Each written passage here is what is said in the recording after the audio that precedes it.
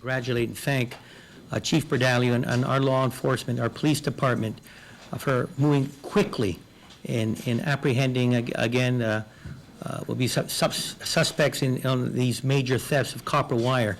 Governor Eddie Calvo and Lieutenant Governor Ray Tenorio applauded the hard work of the Guam Police Department today. A special task force of Tumon, Tmuning, and Dededo precinct officers got a break in the case when an informant provided crucial information that led them to Viba Recycling, where they recovered 8 tons of stolen copper wire and executed 3 search warrants in the Dededo area, resulting in 6 arrests.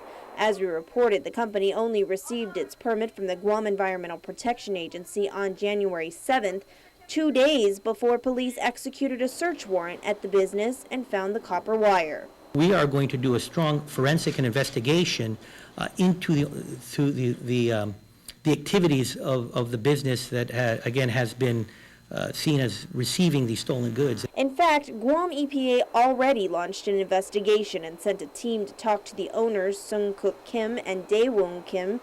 Guam EPA Administrator Eric Palacios. Specifically, they will look at whether or not the company had been receiving solid waste prior to the issuance of its operating permit.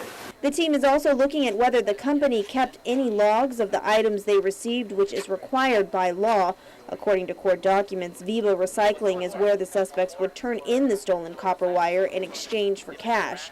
Now, if the information is validated, Guam EPA could revoke or suspend the permit for Viba and issue stiff penalties for the violations. GPD, meanwhile, continues their investigation and confirms that the owners are cooperating with them, but Police Chief Fred Berdalio is also asking for the public's help. We need the help from the community, that if they have any information, especially among some of the people who are arrested, if they know of any information, the police contact Crime Stoppers at 477-HELP. Chief Berdalio promising that more arrests would be made in the case. Freddie Susuico, Terrence Joe Chigina Meno, and Eric Faisal are being held on $50,000 cash bail for charges of burglary, theft of property, and crimes against the community for allegedly stealing thousands of feet of copper wire from multiple public schools. Police also arrested Albert Timenglow for burglary and theft of property for his role in copper wire thefts at local businesses. The career criminals were all on pretrial release for other pending criminal cases. Attorney General Leonardo Rapadas promised that his office will prosecute the suspects to the fullest extent of the law. That's just the bottom line.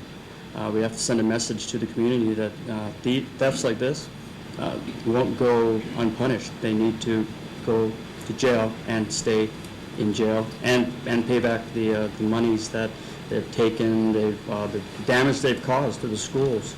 So we will be seeking, again, the stiffest punishments that we can, make sure that they're in jail and that the community is paid back. Reporting for Guam's News Network, I'm Mindy Egan.